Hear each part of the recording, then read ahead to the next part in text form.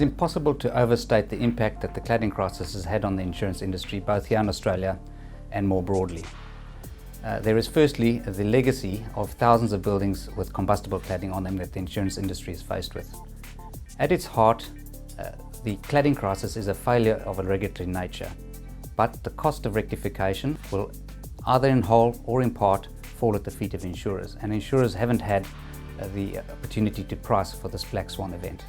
There are already numerous claims being made against insured entities, and accordingly claims on policies by those insureds. The realistic expectation is that claims numbers will increase exponentially as insureds continue to notify under their expiring policies of facts and circumstances that they anticipate will lead to claims against them in the future.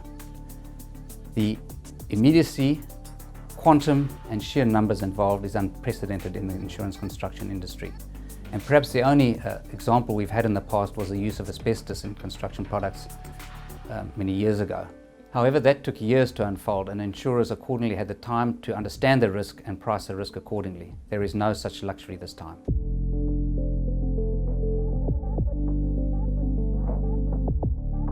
The regulatory and legislative changes that have been introduced into each of the states and territories as a result of the cladding crisis means that all of those involved in the construction industry are exposed to a far wider range of liabilities, and consequently a significantly increased risk that claims will be made as a result in the future.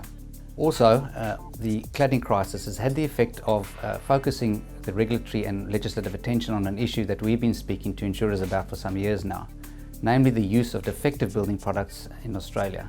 It is a particular issue in Australia because Australia is so reliant on imported building products, and many of these come from low-cost manufacturers in Asia. The result of all of this is that insurers are going to be far more cautious in writing insurance for the construction industry, and those involved in the construction industry must anticipate that premiums will increase as insurers better understand and re-rate the risk.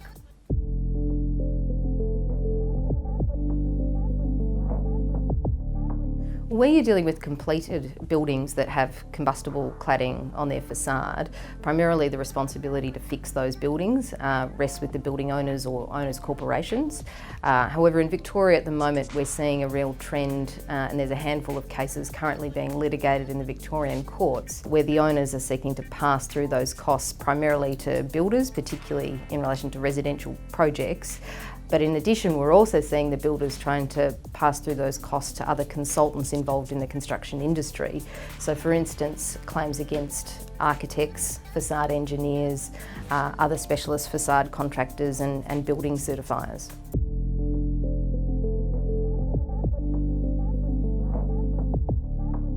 There are a couple of key considerations when dealing with cladding claims. First and foremost is looking at rectification and what rectification measures are being proposed to the building, and for instance whether or not it's necessarily that all the cladding on the exterior of a building needs to come off and there needs to be a wholesale replacement, or whether or not there are alternative remedial measures which may be available, for instance the installation of external sprinklers and other sorts of remedial measures. Secondly, in addition to the civil claims that we're seeing against building and construction professionals, we're also seeing a raft of disciplinary prosecutions.